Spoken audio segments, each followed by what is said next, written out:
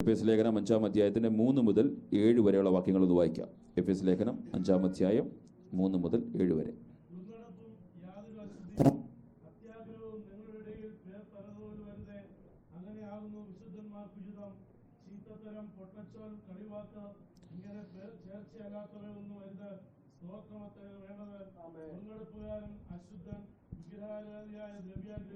ഇവർക്കാർക്കും ക്രിസ്തുവിന്റെയും ദൈവത്തിന്റെയും രാജ്യത്തിൽ അവകാശമില്ല എന്ന് നിങ്ങൾ അറിയുന്നുവല്ലോ. വൃദ്ധവാക്കുകളാൽ ആരും നിങ്ങളെ ചതിക്കരുത്. ഈ വക നിമിത്തമല്ലോ ദൈവകോപം അനുസരണകർത്തവരുടെ മേൽ വരുന്നു. അടുത്തോട് നിങ്ങൾ അവരുടെ കൂട്ടാളികൾ ആകരുത്. പൗലോസ് അപ്പോസ്തലൻ ദൈവസഭയ്ക്ക് വളരെ ശക്തമായ ദൈവീയ ആലോചന കൊടുക്കുകയാണ്. ക്രിസ്തുവിനെ അനുകരിക്കുന്ന നിങ്ങൾ നമ്മൾ വിശ്വാസികൾ, ക്രൂശിലെ സ്നേഹം അനുഭവിച്ച് ജീവിക്കുന്ന നമ്മൾ ഓരോരുത്തരും എങ്ങനെയായി തീരണം എന്നാണ് ആ വിശുദ്ധ വേദപുസ്തകത്തിൽ 7 വരെയുള്ള വാക്യത്തിൽ നിന്ന് നമുക്ക് വായിച്ച് മനസ്സിലാക്കുവാൻ കഴിഞ്ഞത്. ഒരു ദൈവവേദനെ സംബന്ധിച്ചോളം പൗലോസ് അപ്പോസ്തലൻ പറയുകയാണ്, ശുദ്ധമായ ശരീരം അല്ലെങ്കിൽ ധാർമ്മിക ശുദ്ധി ഉള്ളവനായി തീരണം. അതിൻ്റെ 3-ാം വാക്യമാണ്. ദുർനടപ്പും യാതൊരു അശുദ്ധിയും അത്യാഗ്രഹവും നിങ്ങളുടെ ഇടയിൽ പേര് പറക പോലും അരുത്. ദൈവസഭയ്ക്കകത്ത് പറയുവാൻ കൊള്ളാത്ത ചില കാര്യങ്ങൾ, ദുർനടപ്പിനെ കുറിച്ച് നമ്മുടെ ദൈവസഭയ്ക്കകത്ത് ആത്മീയരുടെ കൂട്ടത്തിൽ പേര് പറയുവാൻ അനുവദിക്കരുത്. യാതൊരു അശുദ്ധിയും അനുവദിച്ചുകൂടാ. അത്യാഗ്രഹം നമ്മുടെ ദൈവസഭയ്ക്കകത്ത് പേര് പറയുവാൻ അനുവദിക്കരുത്. കാരണം വിശ്വാസി ദൈവത്തെ പിന്തുടരുവാൻ വേണ്ടി വിളിച്ചു വേർതിരിക്കപ്പെട്ടവരുടെ കൂട്ടം. അങ്ങനെയാണെങ്കിൽ ധാർമ്മിക ശുദ്ധിയുള്ളവനായി നമ്മൾ തീർന്നെങ്കിൽ മാത്രമേ കർത്താവിനെ മഹത്വപ്പെടുത്തുവാൻ കഴിയുള്ളൂ. അവിടെ പറഞ്ഞിരിക്കുന്നത് നമ്മുടെ ശരീരം ധാർമ്മിക അല്ലെങ്കിൽ അശുദ്ധിയിൽ നിന്ന് മുക്തമായ ഒരു ശരീരമായിരിക്കണം നമ്മുടെ വിശുദ്ധ ശരീരം എന്ന് പറയുന്നത്. മാത്രമല്ല, തൻ്റെ ശരീരത്തിൽ ഏത് തരത്തിലുമുള്ള അശുദ്ധി ഉണ്ടെങ്കിൽ അതിൽ നിന്ന് മാറി ജീവിച്ചെടുക്കുവാൻ കഴിയുന്നവരായി തീരണം. മാത്രമല്ല, അവിടെ പറയുന്നു നമ്മുടെ ശരീരം അത്യാഗ്രഹം കൊണ്ട് നിറയപ്പെടുന്ന ശരീരമല്ല, അത്യാഗ്രഹത്തിൽ നിന്ന് മാറി ജീവിക്കുന്ന ഒരു ശരീരമായി മാറണം. കഴിഞ്ഞ ദിവസങ്ങളിൽ നമ്മൾ ഇതിനെക്കുറിച്ച് വ്യക്തമായി പഠിക്കുവാനും കഴിഞ്ഞ ഗലാത്യ ലേഖനം 5-ാം അധ്യായത്തിനെ ആസ്പദമാക്കി, എഫേസ്യ ലേഖനം 4-ാം അധ്യായത്തെ ആസ്പദമാക്കിയൊക്കെ നമ്മൾ പഠിച്ച വാക്കുകളാണല്ലോ ഇത്. പാപത്തിൽ നിന്ന് വിമുക്തി നേടിയ ഒരു ദൈവവൈതലായിരിക്കണം ഞാനും നിങ്ങളും. കാരണം അതുകൊണ്ടാണ് മത്തായി സുവിശേഷം യേശു കർത്താവ് 5-ാം അധ്യായത്തിൻ്റെ മാത്യു ചാപ്റ്റർ 5:8 5-ാം അധ്യായത്തിന് 8-ാം വാക്യം, ഹൃദയശുദ്ധിയുള്ളവൻ ഭാഗ്യവാൻ, അവൻ ദൈവത്തെ കാണും. അങ്ങനെയാണെങ്കിൽ നമ്മുടെ ജീവിതം കൊണ്ട് കർത്താവ് ആഗ്രഹിക്കുന്നത് ഈ പറഞ്ഞ കാര്യങ്ങളൊന്നും ദൈവസഭയ്ക്കകത്തോ ദൈവമക്കളുടെ ഇടയിലോ പേര് പറയാൻ കഴിയാത്തതിന് കാരണം നമുക്കകത്ത് ഹൃദയശുദ്ധി ഉണ്ടെങ്കിൽ നമുക്ക് ദൈവത്തെ കാണുവാനും ദൈവത്തെ മഹത്വപ്പെടുത്തുവാനും കഴിയും. അല്ല, ഹൃദയശുദ്ധി ഇല്ലെങ്കിൽ ഈ പറഞ്ഞ കാര്യങ്ങളൊക്കെ അശുദ്ധമായ ഹൃദയവും ദൈവ്യാഗ്രഹവും ഒക്കെ നമ്മുടെ ഇടയിൽ പേര് പറയുക തന്നെ ചെയ്യും. പക്ഷേ അത് പേര് പറയാതിരിക്കണമെങ്കിൽ നമ്മൾ ഹൃദയശുദ്ധി ഉള്ളവരായി തീരണമെന്ന് വിശുദ്ധ വേദപുസ്തകം നമ്മളെ പഠിപ്പിക്കുന്നു. അതുകൊണ്ടാണല്ലോ പത്രോസിന്റെ ലേഖനം ഈ 1-ാം അധ്യായത്തിന് 22-ാം വാക്യമൊക്കെ വായിച്ചു വരുമ്പോൾ, താഴോട്ട് വായിച്ചു വരുമ്പോൾ, സഹോദരിപ്പേർ നിർമ്മലമായിരിക്കൊണ്ട് ഹൃദയപൂർവ്വം അന്യോന്യം ഉറ്റു സ്നേഹിക്കണം. ഈ ഉറ്റു സ്നേഹിച്ചെടുക്കുവാൻ കഴിഞ്ഞെങ്കിൽ, അന്യോന്യം സഹോദരന്മാർ അന്യോന്യം സ്നേഹിച്ചെടുക്കുവാൻ കഴിഞ്ഞെങ്കിൽ നമ്മുടെ ഇടയിൽ യാതൊരു അശുദ്ധിക്കും ഇടം കൊടുക്കുവാൻ അനുവദിക്കത്തില്ല. കാരണം ഹൃദയം കൊണ്ട് അന്യോന്യം സ്നേഹിക്കുന്നവരായി നമ്മൾ മാറുന്നവരായി തീരണം. അതുകൊണ്ടാണ് ഈ അതേ പത്രോസ് അപ്പോസ്തലനെ 2-ാം ലേഖനത്തിലേക്ക് കടന്നു വരുമ്പോൾ 3-ാം അധ്യായത്തിൻ്റെ 14-ാം വാക്യം ഇപ്രകാരം പറയുന്നു, അതുകൊണ്ട് പ്രിയമരുളേ, നിങ്ങൾ ഇവയ്ക്കായി കാത്തിരിക്കിയാൽ അവൻ നിങ്ങളെ കളങ്കം ഇല്ലാത്തവരായ സമാധാനത്തോട് കാണുവാൻ ഉത്സാഹിക്കുന്നു. നമ്മുടെ കർത്താവിൻ്റെ ദീർഘക്ഷമയെ രക്ഷയെന്ന് വിചാരിപ്പിൻ. അപ്പോൾ കറയും കളങ്കവും ഇല്ലാത്ത ഒരു വിശുദ്ധ സഭയാണ് ദൈവത്തിന് ആവശ്യം. ദൈവത്തെ ആരാധിക്കുവാൻ വേണ്ടി കടന്നു വന്നിരിക്കുന്ന നമ്മളെക്കുറിച്ച് കർത്താവ് ആഗ്രഹിക്കുന്നത്, നമ്മുടെ ഇടയിൽ നമ്മൾ ദൈവത്തെ ആരാധിക്കുന്ന ദൈവസഭയ്ക്കകത്ത് നമ്മുടെ കുടുംബത്തിനകത്ത് യാതൊരു അശുദ്ധമായ കാര്യങ്ങളും നടക്കുവാൻ അനുവദിച്ചുകൂടാ. അത് ഹൃദയത്തിനകത്ത് ശുദ്ധിയുള്ളവരുടെ കുടുംബത്തിനകത്തും ദൈവസഭയ്ക്കകത്തും അങ്ങനെ ഉണ്ടാകത്തില്ലെന്ന് വേദപുസ്തകം നമ്മളെ പഠിപ്പിക്കുന്നു. ഇനി അടുത്ത ഭാഗത്തിലേക്ക്, അത് കഴിഞ്ഞ ക്ലാസ്സുകളിൽ 4-ാം അധ്യായത്തെ ആസ്പദമാക്കി അത് സംസാരിച്ച വാക്കുകളായതുകൊണ്ട് ആ ഭാഗത്തിൽ നിന്ന് ഞാൻ വേഗം മാറുന്നു. ഇനി 4-ാം വാക്യത്തിലേക്ക് കടന്നു വരുമ്പോൾ പൗലോസ് അപ്പോസ്തലൻ ഈ ദൈവസഭ, എഫേസ്യ ദൈവസഭയോടും നമ്മോടും അറിയിക്കുന്ന ഒരു ദൂതാണ്, വായ് ശുദ്ധമുള്ളതായി തീരണം. വായ് ശുദ്ധമുള്ളവരായി തീരണം. 5-ാം അധ്യായത്തിന് 4-ാം വാക്യമാണ്. അങ്ങനെയാകുന്നു, മേളി പറഞ്ഞ കാര്യങ്ങൾ അങ്ങനെയാകുന്നു വിശുദ്ധന്മാർക്ക് ഉചിതം. മേളി പറഞ്ഞിരിക്കുന്ന കാര്യങ്ങളൊന്നും നമ്മുടെ ദൈവസഭയ്ക്കകത്ത് പേര് പറയാൻ കാരണം ആകരുത്. അങ്ങനെയാകുന്നു വിശുദ്ധന്മാർക്ക് ഉചിതം. ചീത്തത്തരം, പൊട്ടച്ചൊൽ, കളിവാക്ക് എന്നിവ ചേർച്ചയില്ലാത്ത ഒന്നും അരുത്. ദൈവസഭയ്ക്കകത്ത് വരുന്നവന്റെ വായിൽ നിന്ന് വരേണ്ടത് സ്തോത്രം മാത്രമേ വേണ്ടത്. കാരണം വിശ്വാസിയുടെ കടമ എന്ന് പറയുന്നത് അവന്റെ നാവിനെ ശുദ്ധീകരിച്ച് ദൈവസന്നിധിയിൽ സംസാരിക്കുക എന്നുള്ളതാണ്. ദൈവത്തെ പിന്തുടരുന്ന, അനുകരിക്കുന്ന, ക്രിസ്തുവിന്റെ സ്നേഹം ആസ്വദിക്കുന്ന, ക്രിസ്തുവിന്റെ സ്നേഹത്തിൽ ആയിത്തീരുന്ന നമുക്ക് വേണ്ടത് ഈ പറഞ്ഞിരിക്കുന്ന വാക്കുകളൊന്നും പറയാതെ, ഒരു ആത്മീയനെ സംബന്ധിച്ചിടത്തോളം ഇങ്ങനെയുള്ള കാര്യങ്ങളൊന്നും പറയാതെ അവനെ സ്തോത്രം മാത്രം പറഞ്ഞുകൊണ്ട് ജീവിക്കുന്നവനായി തീരണം. ഈ വിശുദ്ധ വേദപുസ്തകം അതിനെ ഒന്ന് ഡിവൈഡ് ചെയ്ത് നമ്മൾ പഠിച്ചു കഴിയുമ്പോൾ ചില കാര്യങ്ങൾ ഓർപ്പിച്ചു ഉണർത്തുവാൻ ഞാൻ ആഗ്രഹിക്കുന്നു. നമ്മുടെ ഇടയിൽ ഒരിക്കൽ പോലും ഒരു മലിനത ഉണ്ടാകുവാൻ അനുവദിക്കരുത്. കാരണം ഈ ലോകത്തിന്റെ മലിനത നമ്മുടെ ശരീരത്തിനകത്തോ ദൈവസഭയ്ക്കകത്തോ വ്യാപരിച്ചെടുക്കുവാൻ അല്ലെങ്കിൽ ഉണ്ടാകുവാൻ കഴിയില്ല. കാരണം ഒരു വേദപണ്ഡിതൻ ഇപ്രകാരമാണ് പറയുന്നത്, നാവെന്ന് പറയുന്നത് ഒരു സോദോം ഗോമോറയുടെ അത്രയും മാത്രം ശക്തിയുള്ളതാണ് നാവെന്ന് പറയുന്നത്. ഒരു അനാത്മീയന്റെ നാവെന്ന് പറയുന്നത് സോദോം ഗോമോറ പോലുള്ളതാണെന്നാണ് ഒരു പണ്ഡിതൻ ഇപ്രകാരം പറഞ്ഞിരിക്കുന്നത്. അതുകൊണ്ടാണല്ലോ പൗലോസ് അപ്പോസ്തലൻ റോമർക്ക് ലേഖനം എഴുതുമ്പോൾ 1-ാം അധ്യായത്തിന് 26-27 വാക്യങ്ങൾ നിങ്ങൾ വീട്ടിൽ പോയി വായിച്ചാൽ മതി. 1-ാം അധ്യായം 26-27 വാക്യങ്ങൾ ഇന്ന് സമൂഹത്തിൽ നടന്നുകൊണ്ടിരിക്കുന്ന പെണ്ണിനോടും ആണിനോടും കൂടി സ്നേഹിച്ച് അവരുടെ ജീവിതയാത്ര മുന്നോട്ട് നയിക്കുന്നു. കാരണം ആ കാലഘട്ടത്തിൽ 1-ാം നൂറ്റാണ്ടിൽ ആ പൗലോസ് അപ്പോസ്തലന്റെ കാലഘട്ടം ദൈവസഭയ്ക്കകത്ത് പുറത്തുമുള്ളവർ അങ്ങനെ നടന്നുകൊണ്ടിരിക്കുന്ന ഒരു കാലഘട്ടം ഉണ്ടായിരുന്നു. അത് പൗലോസ് അപ്പോസ്തലൻ റോമർക്ക് ലേഖനം എഴുതുമ്പോൾ അത് എഴുതി വെച്ചു. അതിനുശേഷം ഈ കാലഘട്ടത്തിലേക്ക് തിരിഞ്ഞു നോക്കുമ്പോൾ നമുക്കറിയാം നിയമം പോലും അതിന് അനുവദിച്ചു കൊടുത്തുകൊണ്ടിരിക്കുകയാണ്. എന്തുപറ്റി? അശുദ്ധി ജനങ്ങളുടെ ഇടയത്തിനകത്തേക്ക് കയറി വിശുദ്ധമായി ദൈവം വെച്ച നിയമങ്ങൾക്ക്, വിശുദ്ധമായി ദൈവം കൊടുത്തിരിക്കുന്ന നിയമങ്ങൾക്ക് വിരുദ്ധമായി മനുഷ്യ നിയമങ്ങളെ ഉണ്ടാക്കി അത് വിശുദ്ധമാണെന്ന് അവർ പ്രഖ്യാപിക്കുന്ന ഈ കാലഘട്ടത്തിൽ നമ്മുടെ ദൈവസഭ ഓർത്തോണം, നമ്മുടെ കുഞ്ഞുങ്ങൾ ഓർത്തോണം.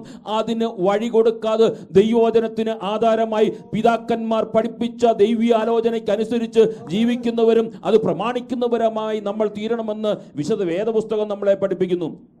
അതുകൊണ്ടാണല്ലോ അതേ റോമാലേഖനം തന്നെ 6-ാം അധ്യായത്തിന്റെ 19-ാം വാക്യം പറയുന്നത്, നിങ്ങൾ ജഡത്തിന്റെ ബലഹീന നിമിത്തം ഞാൻ മാനുഷിക രീതിയിൽ പറയുന്നു, നിങ്ങളുടെ അവയവങ്ങളെ അധർമ്മത്തിനായും അശുദ്ധിക്കും അധർമ്മത്തിനും അടിമയാക്കി സമർപ്പിച്ചതുപോലെ ഇപ്പോൾ നിങ്ങളുടെ അവയവങ്ങളെ വിശുദ്ധീകരണത്തിനായി നീതിക്കും അടിമകളായി സമർപ്പിക്കുന്നു. ഒരു കാലഘട്ടത്തിൽ ഞാനും നിങ്ങളും രക്ഷിക്കപ്പെടുന്നതിന് മുമ്പ് ഈ അശുദ്ധിയിൽ ജീവിച്ചവരായിരുന്നേക്കാം, അശുദ്ധിയിൽ പോയവരായിരുന്നേക്കാം, അശുദ്ധമായ ജീവിത മാർഗത്തിലൂടെ നടന്നവരായിരുന്നേക്കാം, അതിനായി സമർപ്പിച്ച് നമ്മുടെ ജീവിതത്തെ മാറ്റിവെച്ചവരായിരുന്നേക്കാം. പക്ഷേ ഈ പൗലോസ് അപ്പോസ്തലൻ പറയുകയാണ്, നിങ്ങൾ ഇപ്പോൾ നിങ്ങളുടെ വായ് സൂക്ഷിച്ച് നിങ്ങൾ മുന്നോട്ട് ജീവിക്കുമ്പോൾ നിങ്ങളുടെ വായ് ശുദ്ധീകരിക്കുന്ന യേശുവിന് മുമ്പിൽ സമർപ്പിച്ച് നിങ്ങളുടെ ജീവിതത്തെ നയിച്ചെടുക്കുവാൻ കഴിയണം.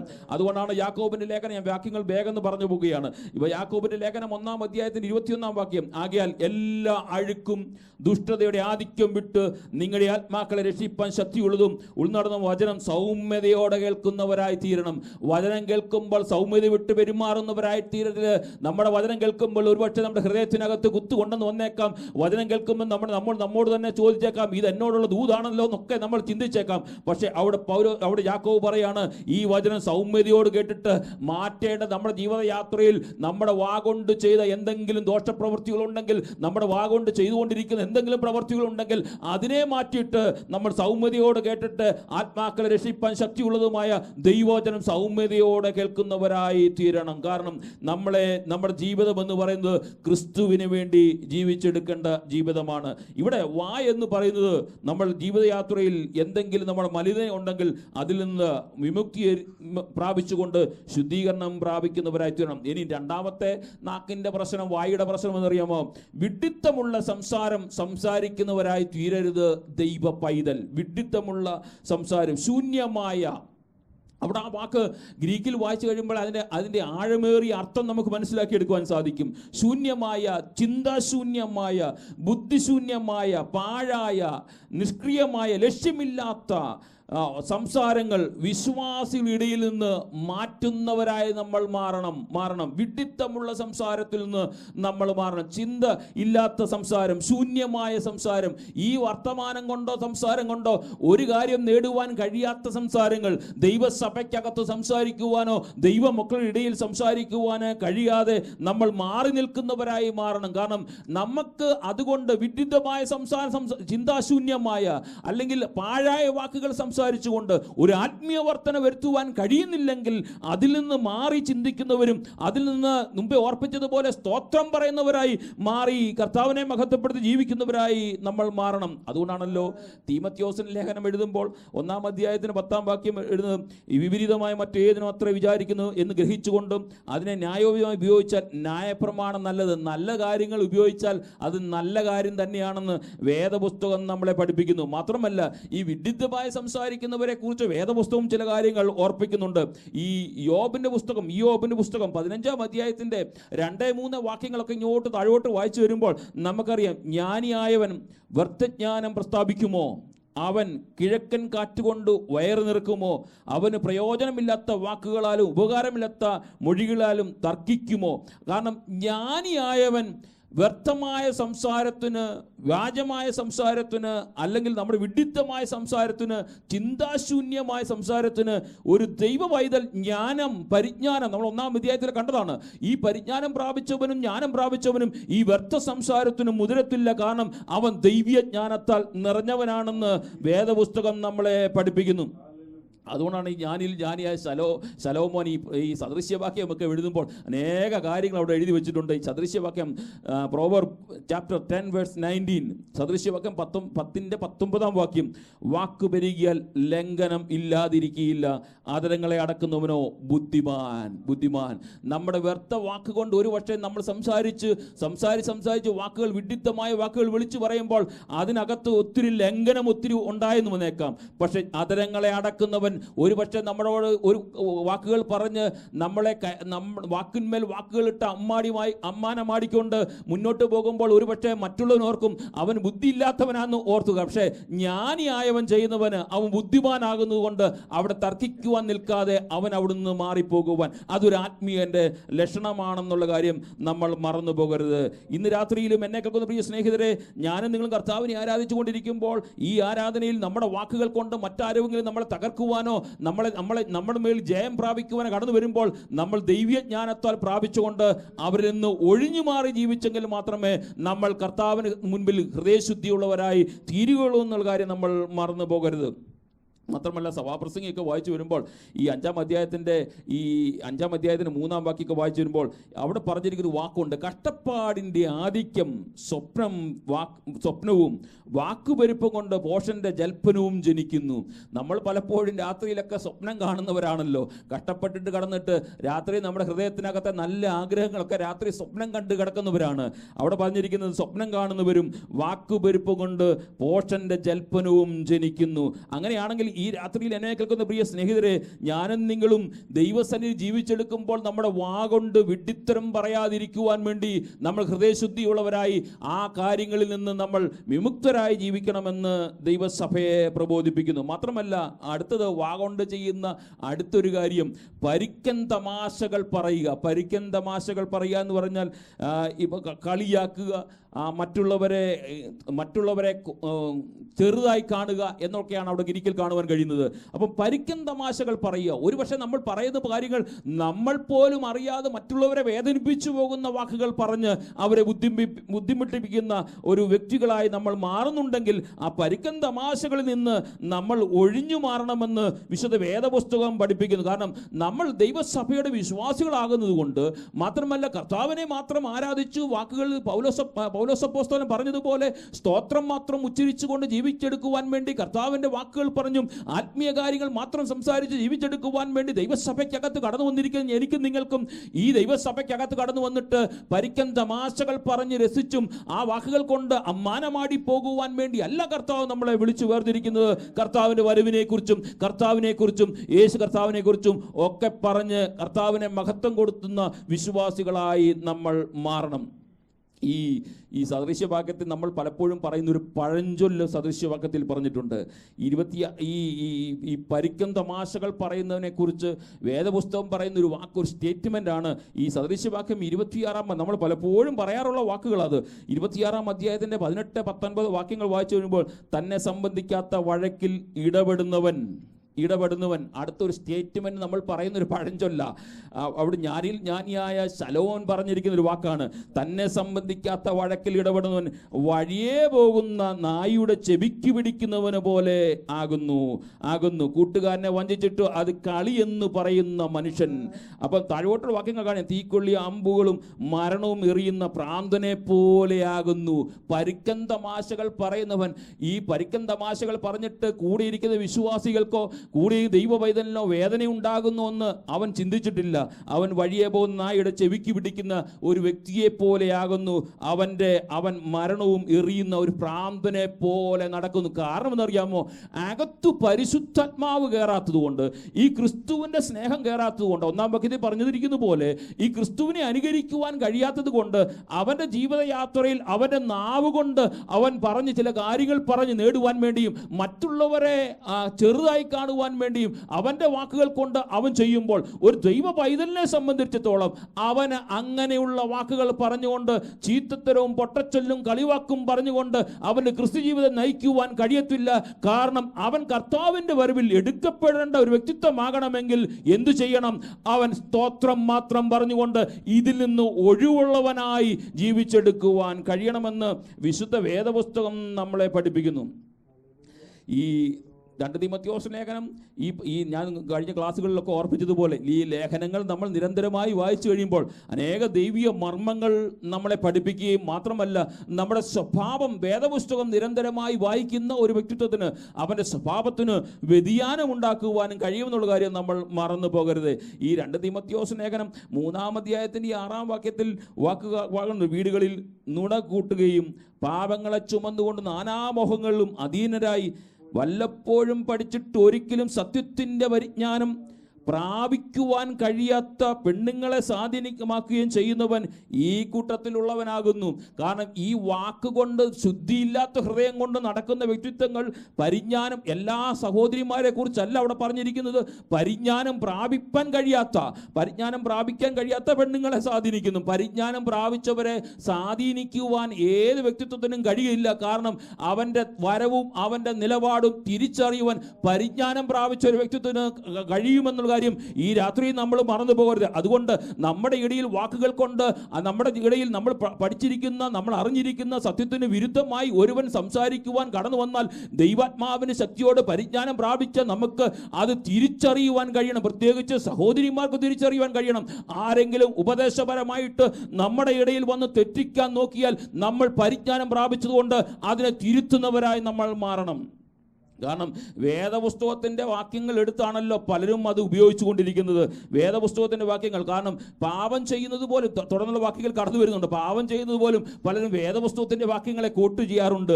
അപ്പോൾ അങ്ങനെയാണെങ്കിൽ നാം എന്ത് ചെയ്യണം? ഈ പരിജ്ഞാനത്തിൻ്റെ വാക്കുകളെ നന്നായി അറിഞ്ഞ് ദൈവാത്മാവിൻ്റെ ശക്തി പ്രാപിക്കുന്നവരായി തീരണം. അതുകൊണ്ട് പത്രോസ് ലേഖനത്തിൽ പറയുന്നു, 1 പത്രോസ് 3:10, ജീവനെ ആഗ്രഹിക്കുകയും ശുഭകാലം കാണാൻ ഇച്ഛിക്കുകയും ചെയ്യുന്നവനെല്ലാം ദോഷം ചെയ്യാതെ തൻ്റെ നാവിനെയും വ്യാജം പറയാതെ അതിർത്തിയും അടക്കിക്കൊള്ളട്ടെ. ശുഭകാലം കാണുവാൻ ആഗ്രഹിക്കുന്നവൻ നമ്മുടെ നാവിനെ വ്യാജം പറയാതെ, തെറ്റു പറയാതെ, കുറ്റം പറയാതെ, മറ്റുള്ളവർക്കെതിരെ ദോഷം വിചാരിക്കാതെ, മറ്റുള്ളവർക്കെതിരെ ദോഷം ചെയ്യാതെ നമ്മുടെ നാവിനെയും അതിർത്തിയും അടക്കിക്കൊള്ളണം. കാരണം നമുക്ക് ചെയ്യുവാൻ, അല്ലെ നമുക്ക് ഇടപെടേണ്ട സ്ഥാനത്ത് മാത്രമേ ഇടപെടാവൂ. നമുക്ക് ഇടപെടേണ്ട സ്ഥാനത്ത് ഒരു കാരണവശാലും ഒരു ദൈവ പൈതൽ ഇടപെടുവാൻ അനുവദിക്കരുത്. കാരണം ഞാനും നിങ്ങളും പ്രാപിച്ചിരിക്കുന്ന ആത്മാവ് ദൈവത്തിൻ്റെ ആത്മാവാണെന്നുള്ള കാര്യം നമ്മൾ തിരിച്ചറിഞ്ഞോണം. ഈ പൗലോസ് അപ്പോസ്തലൻ കൊലോസ് ലേഖനത്തിലേക്ക് കടന്നു വരുമ്പോൾ 3-ാം അധ്യായത്തിൻ്റെ 17-ാം വാക്യത്തിൽ ഇപ്രകാരം പറഞ്ഞു വരുന്നു, വാക്കിനാലോ ക്രിയാലോ ഏത് ചെയ്താലും സകലവും കർത്താവായ യേശുവിൻ്റെ നാമത്തിൽ ചെയ്തും അവൻ്റെ മുഖാന്തരം പിതാവ് ദൈവത്തിന് സ്തോത്രം പറഞ്ഞുകൊണ്ടിരിപ്പീൻ. നമ്മൾ ചെയ്യേണ്ട കാര്യങ്ങളെല്ലാം എന്ത് ചെയ്യണം? കർത്താവിൻ്റെ നാമത്തിൽ, വാക്കുകൊണ്ടോ പ്രവൃത്തി കൊണ്ടോ നമ്മുടെ ജീവിതം കൊണ്ടോ എന്ത് ചെയ്താലും നമ്മൾ കർത്താവിൻ്റെ നാമത്തിന് അത് സ്തോത്രം ചെയ്തുകൊണ്ടിരിക്കണം. നമ്മൾ ചെയ്തത് ലോകത്തെ അറിയിക്കുവാൻ വേണ്ടിയല്ല, നമ്മൾ ചെയ്തത് സമൂഹത്തെ അറിയിക്കാൻ വേണ്ടിയല്ല. നമ്മൾ ചെയ്ത സകല പ്രവൃത്തി യേശുവിൻ്റെ നാമത്തിൽ ചെയ്യുന്ന കാര്യങ്ങളെല്ലാം കർത്താവിൻ്റെ നാമത്തെ മുൻനിർത്തിക്കൊണ്ട് സ്തോത്രം ചെയ്ത് നമ്മൾ ജീവിച്ചെടുക്കുവാൻ കഴിയണം. കാരണം അതേ കൊലോസ്യ ലേഖനം തന്നെ 4-ാം അധ്യായത്തിൻ്റെ 6-ാം വാക്യം ഓരോരുത്തരോടും നിങ്ങൾ ഇങ്ങനെ ഉത്തരം പറയണമെന്ന് അറിയേണ്ടതിന് നിങ്ങളുടെ വാക്ക് എപ്പോഴും കൃപയോടുകൂടിയതും ഉപ്പിനാൽ രുചി വരുത്തിയതും ആകട്ടെ.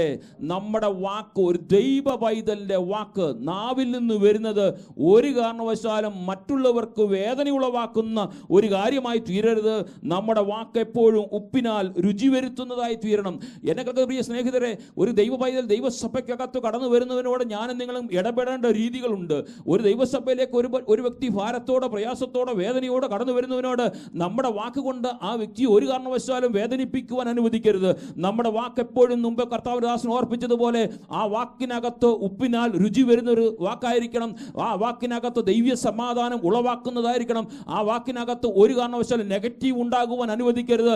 ആ വാക്കിനകത്ത് എപ്പോഴും പോസിറ്റീവ് മാത്രമേ ഉണ്ടാകുവാൻ അനുവദിക്കാവൂ.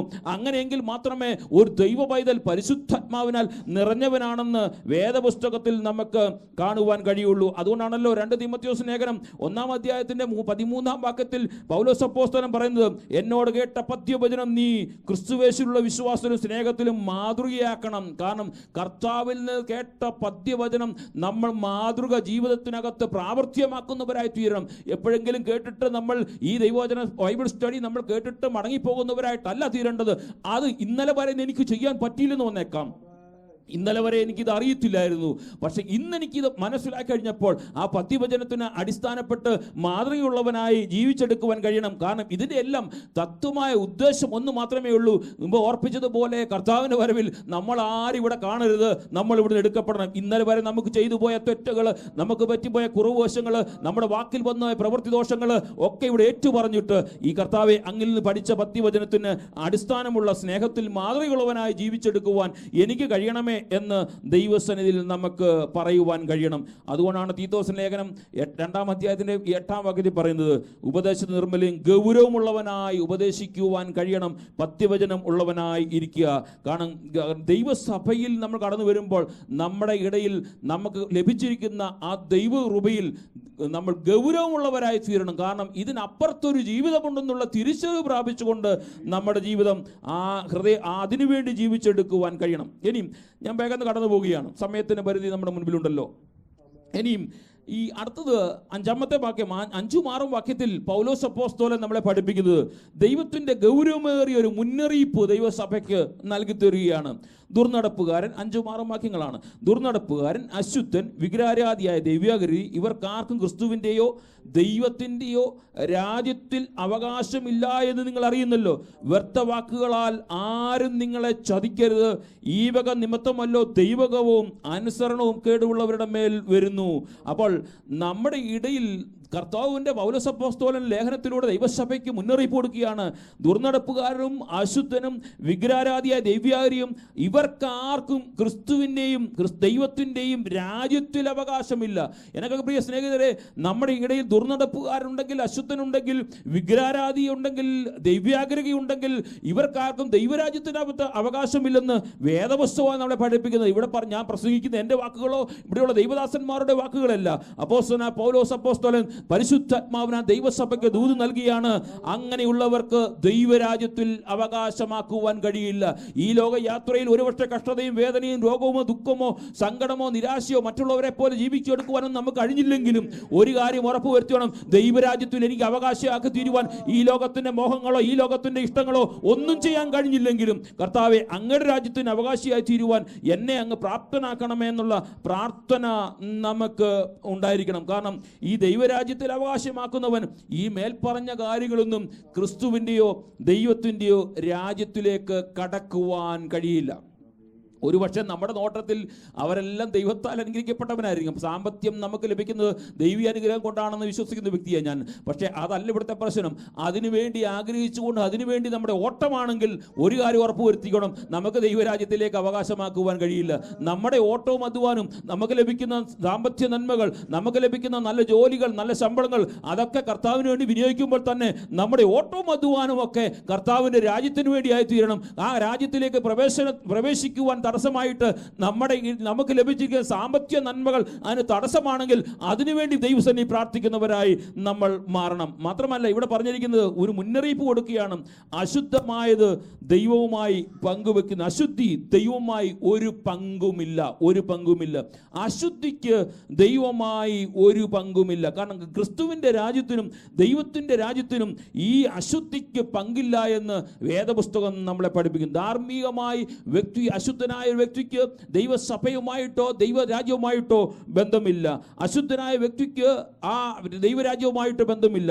അത്യാഗ്രഹിയായിരിക്കുന്ന വ്യക്തിക്ക് ദൈവസഭയുമായി ബന്ധമില്ല. വിഗ്രഹാരാധനയായിരിക്കുന്ന വ്യക്തിക്ക് ദൈവസഭയുമായി ദൈവരാജ്യവുമായി ബന്ധമില്ല. വിഗ്രഹാരാധന എന്ന് പറയുമ്പോൾ ഞാൻ നിങ്ങളും പലപ്പോഴും വിചാരിക്കാറ്, ഞാൻ ഇതിനു മുമ്പേയുള്ള ക്ലാസ്സിൽ പറഞ്ഞതാണ്, നമ്മൾ ഒരു പക്ഷേ ചിന്തിക്കും നമ്മളൊരു ഫോട്ടോ വെച്ചിട്ട് ദൈവത്തെ ആരാധിക്കുന്നില്ലല്ലോ അല്ലെങ്കിൽ മറ്റുള്ളതിനെ ആരാധിക്കുന്നില്ലല്ലോ എന്നൊക്കെ നമുക്ക് തോന്നിയേക്കാം. നമ്മുടെ സൗന്ദര്യം നമ്മൾ അതിനെ ഏറ്റവും കൂടുതൽ ഇമ്പോർട്ടൻ്റ് ആയി കൽപ്പിക്കുന്നുണ്ടെങ്കിൽ നമ്മളൊരു വിഗ്രഹാരാധിക.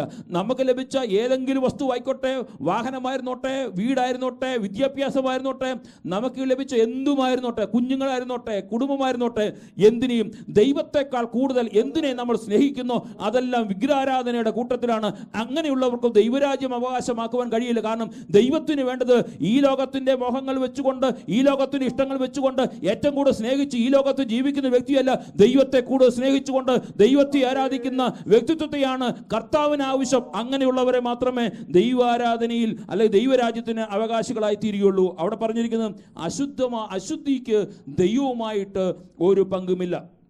മാത്രമല്ല ഈ വഞ്ചിക്കുവാൻ വേണ്ടി ആളുകൾ അവിടെ മുന്നറിയിപ്പ് കൊടുക്കുകയാണ്. വഞ്ചകന്മാർ ഒത്തിരി നമ്മുടെ ഇടയിൽ ചുറ്റി നടക്കുന്നുണ്ട്, അവരെയും നമ്മൾ സൂക്ഷിക്കുന്നവരായി തീരണം. അതുകൊണ്ടാണല്ലോ റോമാലേഖനം ഈ 16-ാം അധ്യായത്തിൻ്റെ 18-ാം വാക്യം, സഹോദരന്മാരെ നിങ്ങൾ പഠിച്ച ഉപദേശത്തിന് വിരുദ്ധമായ ദ്വന്ദ്വപക്ഷങ്ങളും ഇടർച്ചകളും ഉണ്ടാക്കുന്നവരെ സൂക്ഷിച്ചു കൊള്ളണമെന്ന് ഞാൻ നിങ്ങളെ പ്രബോധിപ്പിക്കുന്നു. അവരോട് അകന്നു മാറുവിൻ. അങ്ങനെയുള്ളവർ നമ്മുടെ കർത്താവായ ക്രിസ്തുവിനെ അല്ല തങ്ങളുടെ വയറിനെ അത്രേ സേവിക്കുകയും ചക്കരവാക്കും മുഖസ്തുതിയും പറഞ്ഞുകൊണ്ട് സാധുക്കളുടെ ഹൃദയങ്ങളെ വഞ്ചിച്ചു കളയുകയും ചെയ്യുന്നു. ഞാൻ മുമ്പേ ഓർപ്പിച്ചതുപോലെ നമ്മുടെ ഹൃദയത്തെ വഞ്ചിച്ചു കളയുവാൻ വേണ്ടി നല്ല വാക്കുകളും ഒരുപക്ഷെ ദൈവവചനത്തിൻ്റെ വേദപുസ്തകത്തെ മാത്രം എടുത്തുകൊണ്ട്, വേദപുസ്തകത്തിൻ്റെ വാക്യങ്ങളെ മാത്രം എടുത്തുകൊണ്ട് കോട്ട് ചെയ്ത് സംസാരിക്കുന്ന അനേക ഭക്തന്മാരുടെ പേര് പറയുന്നവരെ നമുക്കറിയാം. അവരൊക്കെ അവർ വയറിനെ മാത്രം ആശ്രയിച്ചുകൊണ്ട് മുഖസ്തുതിയും ചക്കരവാക്കുകളും പറഞ്ഞുകൊണ്ട് ജനത്തെ വഞ്ചിച്ചു കളയുമ്പോൾ, സഹോദരന്മാരെ, നിങ്ങൾ പഠിച്ച ഉപദേശത്തിന് വിരുദ്ധമായി, നിങ്ങൾ അറിഞ്ഞ ഉപദേശത്തിന് വിരുദ്ധമായിട്ട്, നിങ്ങൾ ഈ വേദപുസ്തകം വായിച്ചറിഞ്ഞ ദൈവമർമ്മത്തിന് വിരുദ്ധമായിട്ട് ഈ ഞാൻ പ്രസംഗിച്ചാലും അതിനെ തിരുത്തുന്നവരായി നമ്മൾ മാറണം. കാരണം നമ്മൾ പ്രാപിച്ച ദൈവത്തിന്റെ പരിശുദ്ധാത്മാവിന്റെ ശക്തിയുണ്ട്. ആരെങ്കിലും ചക്കരവാക്കുകൾ പറഞ്ഞുകൊണ്ട് വേദപുസ്തകത്തിന്റെ വാക്കുകളെ കോട്ടിയിണക്കിക്കൊണ്ട് നമ്മുടെ ഇടയിൽ വന്നാൽ അവരെ മാറ്റി നിർത്തുന്നവരായി നമ്മൾ മാറണം. അത്രമാത്രം ദൈവീയ സാന്നിധ്യം നമ്മൾ അനുഭവിക്കുന്നവരായി തീരണമെന്നാണ് വേദപുസ്തകം നമ്മളെ പഠിപ്പിക്കുന്നത്. ഇവിടെ പറയുകയാണ്, അങ്ങനെയുള്ളവരെ നമ്മൾ തിരിച്ചറിയണം. ചില നാളുകൾക്ക് മുമ്പ് ഞാനൊരു വ്യക്തിയുമായിട്ട് ഒരാളെ കാണുവാൻ വേണ്ടി കടന്നുപോയി. ആ വ്യക്തിയുടെ കസിനെ ഒരു വ്യക്തിത്വം വേദപുസ്തകത്തിലെ വാക്യം പറഞ്ഞ് തിരിച്ച് ഒടിച്ച് പാപത്തിലേക്ക് നയിച്ചു. ആ വ്യക്തിയെ കാണാൻ വേണ്ടിയാണ് ഞാൻ കടന്നുപോയത്. അപ്പോൾ ആ വ്യക്തി എന്നോട് പറഞ്ഞത്, വേദപുസ്തകത്തിലെ വാക്യങ്ങൾ പറഞ്ഞ് എന്നെ സ്വാധീനിച്ച് എന്നെ ആ തെറ്റിലേക്ക് നയിച്ചു, അതുകൊണ്ടാണ് ആ തെറ്റിലേക്ക് കടന്നു പോകുവാൻ ഇടവന്നത്. അങ്ങനെ പോലും വേദപുസ്തകത്തിൻ്റെ വാക്യങ്ങളെ വളച്ചൊടിക്കുന്ന വിരുദ്ധന്മാർ, ആത്മീയരെന്ന് പേര് പറയുന്നവർ പലരും നമ്മുടെ സമൂഹത്തിൽ ഉള്ളപ്പോൾ, എൻ്റെ പ്രിയ സ്നേഹിതരെ, എൻ്റെ പ്രിയ സഹോദരന്മാരെ, നിങ്ങൾ പഠിച്ച ഉപദേശത്തിന് വിരുദ്ധമായിട്ട് ഇന്നലെ പ്രസംഗിച്ചവരും നാളെ അവർ ഉപദേശത്തിന് വിരുദ്ധമായി പ്രസംഗിച്ചാലും അവരെ വിട്ട് അകന്നു മാറിയിരിക്കണം.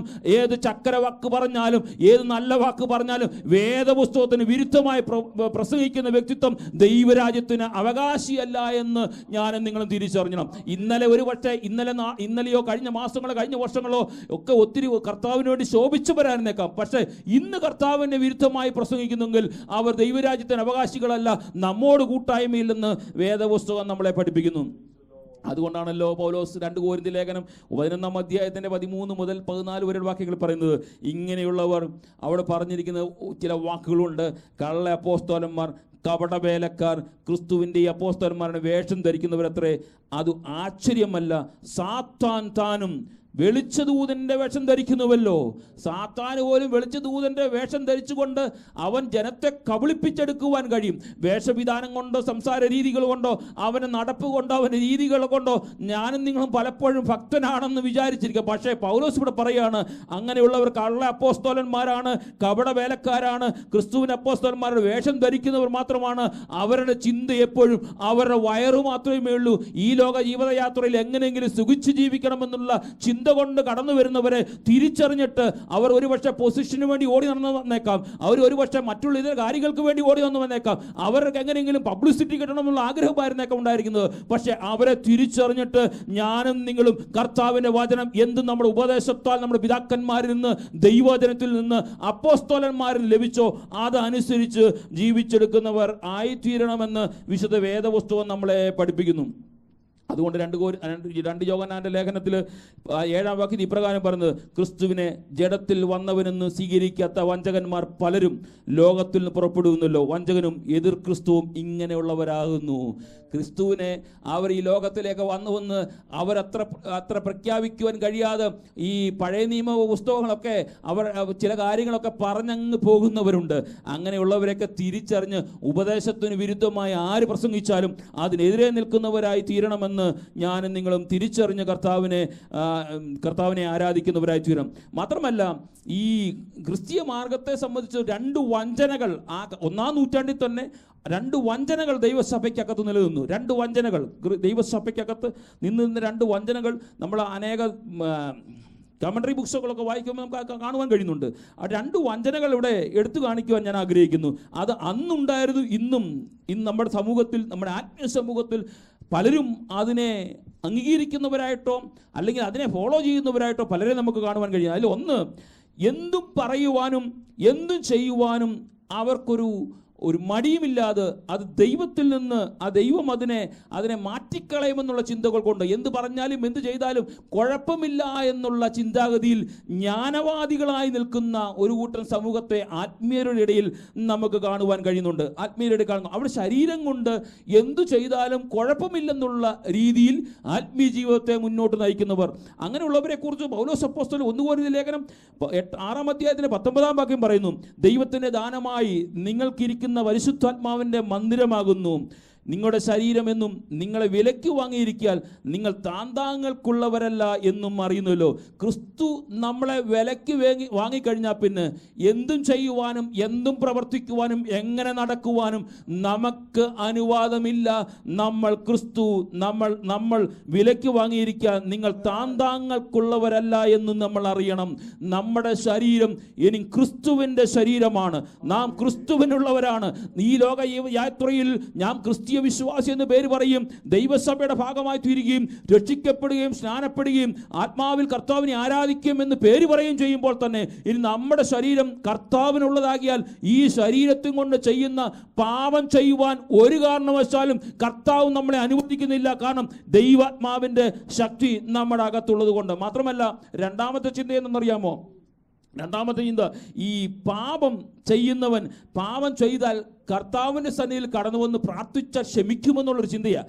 ആ 1-ാം നൂറ്റാണ്ടിലുണ്ടായിരുന്നു, ഈ കാലഘട്ടത്തിലുണ്ടായിരുന്നു. പാപം ചെയ്താൽ അല്ലെങ്കിൽ തെറ്റുകൾ ചെയ്താൽ, തെറ്റ് ചെയ്യാത്ത മനുഷ്യകുലത്തിൽ പിറന്നവനെല്ലാം തെറ്റുകൾ ചെയ്യും. പക്ഷേ തെറ്റുകൾ ചെയ്താൽ കർത്താവ് ക്ഷമിക്കുന്നവനാണെന്ന് നമ്മൾ പഠിപ്പിക്കുന്നു. ക്ഷമിക്കുന്നവൻ തന്നെയാണ്. പക്ഷേ നമ്മുടെ ജീവിതയാത്രയിൽ ആ തെറ്റിനെ വീണ്ടും വീണ്ടും ആവർത്തിച്ചുകൊണ്ട്, ആ പാപത്തെ വീണ്ടും വീണ്ടും ആവർത്തിച്ചുകൊണ്ട് അശുദ്ധമായ ഒരു ഹൃദയത്തെ പുലർത്തിക്കൊണ്ട് നമ്മൾ ജീവിച്ചെടുക്കുവാൻ കഴിയുന്നെങ്കിൽ ആ പാപത്തെ എങ്ങനെ കർത്താവിന് ക്ഷമിച്ചെടുക്കുവാൻ കഴിയും? അതുകൊണ്ടാണ് റോമാലേഖനം 1-ാം അധ്യായത്തിന്റെ 18-ാം വാക്യം പ്രകാരം, അനീതി കൊണ്ടു സത്യത്തെ തടുക്കുന്ന മനുഷ്യരുടെ സകല അഭക്തിക്കും അനീതിക്കും നേരെ ദൈവത്തിന്റെ കോപം സ്വർഗത്തിൽ നിന്ന് വെളിപ്പെടുന്നു. അപ്പോൾ ഞാനും നിങ്ങളും പാപം ഒരിക്കൽ നമുക്ക് തെറ്റുപറ്റിപ്പോയി, സമ്മതിച്ചു, അതിൽ നിന്ന് മാറേണ്ട സമയമായി കഴിഞ്ഞപ്പോൾ അതിൽ നിന്ന് മാറി കർത്താവിന് വിശുദ്ധി ജീവിച്ചെടുക്കുവാൻ കഴിയുന്നില്ലെങ്കിൽ സ്വർഗത്തിൽ നിന്ന് ദൈവത്തിന്റെ കോപം വെളിപ്പെടുമെന്നുള്ള കാര്യം നമ്മൾ തിരിച്ചറിഞ്ഞോണം. കാരണം പാപം ചെയ്യുവാൻ ക്രിസ്ത്യ സഭ അനുവദിക്കുന്നില്ല. പാപം ചെയ്യുവാൻ കർത്താവിന്റെ ദൈവരാജ്യം അത് അനുവദിക്കുന്നില്ല. പാപം ചെയ്തവനെ ദൈവരാജ്യത്തിന് അവകാശിയാക്കി തീർക്കാൻ കഴിയത്തില്ല. ഈ ലോകയാത്രയിൽ നമുക്ക് തെറ്റുകൾ കടന്നു വന്നേക്കാം, കുറ്റങ്ങൾ കടന്നു വന്നേക്കാം. പക്ഷേ അതിന് ക്ഷമാപണം നടത്തുമ്പോൾ തന്നെ ആ പാപത്തിലേക്ക് വീണ്ടും പോകാത്തവനെ മാത്രമേ ദൈവരാജ്യത്തിന് അവകാശികളാക്കി തീർക്കുവാൻ കർത്താവ് ആഗ്രഹിക്കുന്നുള്ളൂ. എന്നുള്ള കാര്യം നമ്മൾ മറന്നു പോകരുത്. റോമാലേഖനം 2:5 ഇപ്രകാരം പറയുന്നത്, എന്നാൽ നിന്റെ കാഠിന്യത്താലും അനുതാപമില്ലാത്ത ഹൃദയത്താലും നീ ദൈവത്തെ നീതിയുള്ള വിധി വെളിപ്പെടുത്തുന്ന കോപ ദിവസത്തേക്ക് നിന്നെ തന്നെ കോപം ചരിതിച്ചു വെക്കുന്നു. നമ്മൾ ഓരോരുത്തരും ഒരു കാര്യം ഓർത്തോണം, നമ്മുടെ അനുതാപമില്ലാത്ത ഹൃദയത്തിനകത്തുകൊണ്ട് നമ്മൾ എത്ര ദൈവത്തെ സ്തുതിച്ചാലും കർത്താവിന് സന്നിധിയിൽ വില പോകത്തില്ല എന്നുള്ള കാര്യം നമ്മൾ മറന്നു. ഒരു പക്ഷേ സമൂഹത്തെ കാണിക്കാൻ കഴിഞ്ഞേക്കാം, നമ്മുടെ കൂട്ടുകാരെ കാണിക്കാൻ കഴിഞ്ഞേക്കാം, നമ്മുടെ കുടുംബത്തെ കാണിക്കാൻ കഴിഞ്ഞേക്കാം, പാസ്റ്ററെ കാണിക്കാൻ കഴിഞ്ഞേക്കാം. പക്ഷേ നമ്മളെ നോക്കുന്ന അഗ്നിജാലക്കത്തോട് കണ്ണുള്ള ഒരു കർത്താവുണ്ട്. ആ കർത്താവ് നമ്മളെ നോക്കുന്നത്, ഇവൻ ഇന്നലെ തെറ്റുപറ്റിപ്പോയി, പക്ഷെ ഇന്ന് നീ ദൈവസന്നിധിയിലേക്ക് കടന്നു വന്നപ്പോൾ അനുതാപമുള്ള ഹൃദയത്തോട് കടന്നു വന്നിട്ട് അതിനെ ഏറ്റുപറയുന്നവനായി തീർന്നെങ്കിൽ മാത്രമേ ആ ദൈവരാജ്യത്തിൽ നിന്ന്, രക്തത്തിൽ നിന്ന് ശുദ്ധീകരണം പ്രാപിച്ചെടുക്കുവാൻ കഴിയുള്ളൂ എന്ന കാര്യം ഇന്ന് രാത്രിയിലും നമ്മൾ തിരിച്ചറിഞ്ഞോണം. ഞാൻ വേഗം കടന്നു പോകട്ടെ, 2 മിനിറ്റ് കൂടി ഞാൻ നിർത്താം. അടുത്തത് ആറാമത്തെ പോയിന്റ്, 7-ാം വാക്യം. അശുദ്ധിൽ നിന്ന് സ്വയം വേർപെടുന്നവനാകണം ദൈവ പൈതൽ. 7-ാം വാക്യമാണ് പറഞ്ഞത്, നിങ്ങൾ അവരുടെ കൂട്ടാളികളാകരുത്. അവിടെ ആകണമെന്നോ അല്ലെ ആകാമെന്നോ അല്ല ആകുന്നെങ്കിൽ മാറിക്കണമെന്നോ നല്ല പൗലോസ് പറഞ്ഞിരിക്കുന്നത്. നിങ്ങളാകരുത്. മേളിൽ പറഞ്ഞിരിക്കുന്ന 1-ാം വാക്യം മുതൽ 6-ാം വാക്യം വരെ പറഞ്ഞിരിക്കുന്ന കർത്താവിനെ അനുകരിച്ച് ക്രിസ്തുവിനെ സ്നേഹത്തിലാക്കപ്പെട്ട വ്യക്തി ജീവിതങ്ങൾ, തുടർന്നുള്ള വാക്യങ്ങളിൽ പറഞ്ഞിരിക്കുന്ന സകല കാര്യങ്ങളും ചെയ്യുന്നവൻ്റെ കൂട്ടത്തിൽ പോയി ദൈവസഭയ്ക്കകത്തുള്ളവൻ പോലും അങ്ങനെ ആകുമ്പോൾ അവൻ ഒരു കൂട്ടായ്മ പോലും ആചരിക്കരുതെന്ന വിശുദ്ധ വേദപുസ്തകം നമ്മളെ പറഞ്ഞ് പഠിപ്പിക്കുന്നത്. കാരണം അശുദ്ധിയിൽ നിന്ന് നമ്മൾ വേർപെട്ട് ജീവിക്കുന്നവരായി തീരണം. അതുകൊണ്ടാണല്ലോ പ്രവർത്തിയുടെ പുസ്തകം 2-ാം അധ്യായത്തിന് 40-ാം വാക്യം പറയുന്നത്, മറ്റ് പല വാക്കുകളാലും അവർ സാക്ഷ്യം പറഞ്ഞു അവരെ പ്രബോധിച്ചു. ഈ വക്രതയുള്ള തലമുറയിൽ നിന്ന് രക്ഷിക്കപ്പെടുവാൻ എന്ന് പറഞ്ഞു. വക്രതയുള്ള തലമുറയിൽ നിന്ന് നമ്മൾ മാറി നിൽക്കുന്നവരായി തീരണം. റോമാലേഖനം 12-ാം വാക്യം, ഈ ലോകത്തിന് അനുരൂപമാകാതെ നന്മയും പ്രസാദവും പൂർണ്ണതയുമുള്ള ദൈവഹിതം എന്ന് തിരിച്ചറിഞ്ഞ് മനസ്സുബുദ്ധിക്ക് രൂപാന്തരപ്പെടണം. ഈ ലോകത്തിന് അനുരൂപപ്പെട്ടു പോകരുത്, അവരുടെ കൂടെ നിൽക്കുന്നവനായി തീരരുത്. അതുകൊണ്ടാണ് പൗലോസ് അപ്പോസ്തലൻ 1 കൊരിന്ത്യർ ലേഖനം 5-ാം അധ്യായം 9-ാം വാക്യം, ദുർനടപ്പുകാരോട് ഒരു സംസർഗവും അരുത് എന്ന് ഞാൻ എൻ്റെ ലേഖനത്തിൽ എഴുതിയിട്ടുണ്ടല്ലോ. ദുർനടപ്പുകാരനോട്, ദൈവസഭയ്ക്കകത്ത് ഒരു ദുർനടപ്പുകാരനുണ്ടെങ്കിൽ അവനോട് നമുക്ക് പറഞ്ഞ് മനസ്സിലാക്കി കൊടുക്കാം.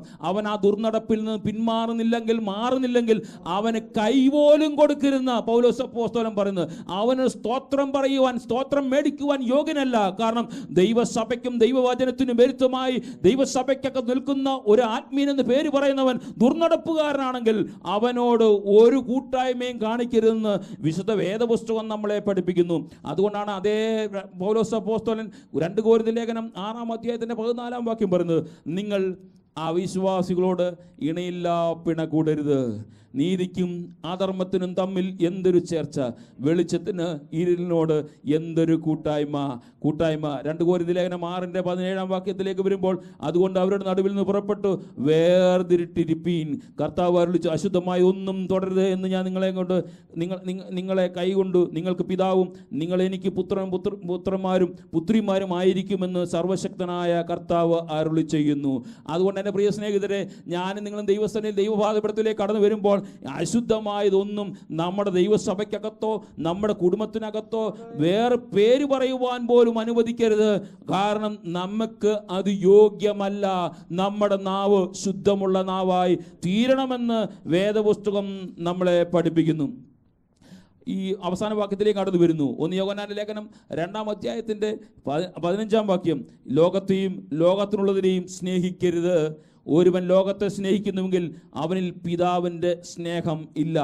16-ാം വാക്യം, ജഡമോഹം, കൺമോഹം, ജീവനത്തിൻ്റെ പ്രതാപം, ഇങ്ങനെ ലോകത്തിലുള്ള എല്ലാം പിതാവിൽ നിന്നല്ല ലോകത്തിന് എത്രയാകുന്നു. ലോകവും അതിൻ്റെ മോഹവും ഒഴിഞ്ഞു പോകുന്നു, ദൈവേഷ്ടം ചെയ്യുന്നവനോ എന്നേക്കും ഇരിക്കുന്നു. ഞാൻ നിങ്ങൾ നമ്മുടെ യാത്രയിൽ ഈ മേഖലയിൽ പറഞ്ഞിരിക്കുന്ന കാര്യങ്ങൾ, പൗലോസ് അപ്പോസ്തലൻ പറഞ്ഞിരിക്കുന്ന കാര്യങ്ങൾ നമ്മൾ ചെയ്തിട്ടുണ്ടെങ്കിൽ അത് ദൈവേഷ്ടമല്ല. ദൈവേഷ്ടം ചെയ്യുന്നവൻ വാക്കുകളെ സൂക്ഷിച്ചുകൊണ്ട് അവൻ്റെ വാക്ക് ഉപ്പിന് അരുചി വരുത്തുന്നതായി തീർന്ന് ഹൃദയശുദ്ധിയുള്ളവനായി ജീവിച്ചെങ്കിൽ മാത്രമേ ദൈവരാജ്യത്തിന് അവകാശികളായി തീരുവാൻ കഴിയുള്ളൂ. ഒരുപക്ഷെ നമുക്ക് ചിന്തിച്ചേക്കാം, ഈ വാക്കുകളൊക്കെ പൗലോസ് അപ്പോസ്തലൻ പറഞ്ഞ വാക്കുകൾ ഇന്ന് രാത്രിയിലെ ബൈബിൾ സ്റ്റഡി നമുക്ക് ഒരുപക്ഷെ നമ്മുടെ ഹൃദയത്തിനകത്ത് ഒത്തിരി വേദന ഉളവാക്കുന്നതും ഒരുപക്ഷെ നമുക്കിത് പ്രമാണിക്കുവാൻ ഒത്തിരി ഒത്തിരി ബുദ്ധിമുട്ടുളവാക്കുന്നതുമായിരിക്കാം. പക്ഷേ വേദപുസ്തകം നമ്മളെ പഠിപ്പിക്കുന്നത് നമ്മൾ ദൈവരാജ്യത്തിൻ്റെ അവകാശികളായി തീരുവാൻ വേണ്ടി ആഗ്രഹിച്ച് നമ്മുടെ യാത്ര മുന്നോട്ട് നയിക്കുമ്പോൾ ഈ വേദപുസ്തകത്തിൽ പറഞ്ഞിരിക്കുന്ന വാക്കുകൾ പ്രമാണിച്ചെങ്കിൽ മാത്രമേ ആ കാഹളം ധ്വനിക്കുമ്പോൾ ശബ്ദം നമുക്ക് കേൾക്കുവാൻ കഴിയുള്ളൂ. അല്ല, ഈ വേദപുസ്തകം പ്രമാണിക്കുന്ന അശുദ്ധിയിൽ നമ്മൾ ജീവിച്ചുകൊണ്ട്, അധർമ്മത്തെ ജീവിച്ചുകൊണ്ട്, ഈ പറയപ്പെട്ട വാക്കുകളെല്ലാം പറഞ്ഞുകൊണ്ട് നമ്മുടെ ജീവിതയാത്ര മുന്നോട്ട് നയിച്ചുകൊണ്ട് നമുക്ക് രൂപാന്തരപ്പെട്ട് പിന്മാറി അല്ലെങ്കിൽ മാറി അതിനെ അശുദ്ധമുള്ള ഹൃദയമുള്ളവരായി തീരുവാൻ വേണ്ടി കർത്താവ് അവസരം ലഭിച്ചപ്പോഴും തന്നപ്പോഴും അതിൽ നിന്ന് മാറുവാൻ നമ്മൾ ആയില്ല എങ്കിൽ ഈ ദൈവരാജ്യത്തിലേക്ക് കടക്കുവാൻ കഴിയില്ല. ഒരുപക്ഷെ നമുക്ക് പേരുകൊണ്ട് പറയാം, ഞാൻ ഇന്ന സഭയുടെ വിശ്വാസിയായിരുന്നു, ഇത്ര നാളാ രക്ഷിക്കപ്പെട്ടു, ആത്മാവിൽ ദൈവത്തെ ആരാധിക്കുന്നു, അന്യഭാഷ ദൈവത്തെ ആരാധിക്കുന്നു, ഒക്കെ നമുക്ക് പറയാൻ കഴിയും. പക്ഷേ വേദപുസ്തകം നമ്മളെ പറയുന്നു, ഇതിൽ നിന്ന് മാറി സ്തോത്രമെന്ന വാക്ക് മാത്രം നിങ്ങളുടെ വായിൽ ഉച്ചരിച്ചുകൊണ്ട് ആ കർത്താവിന് വേണ്ടി ഒരുങ്ങുന്നവരായി തീരും. ഇവരിൽ നിന്നെല്ലാം മാറി വിഭിന്നമായി വേർപെട്ട് ജീവിക്കുന്ന, വിശുദ്ധിയോട് ജീവിക്കുന്ന ഭക്തന്മാരായി നമ്മളെ തീർക്കുവാൻ വേണ്ടി സഭയായി പ്രാർത്ഥിക്കാം. ഈ വചനങ്ങളെ കർത്താവ് നമ്മെ സഹായിക്കുമാറാകട്ടെ.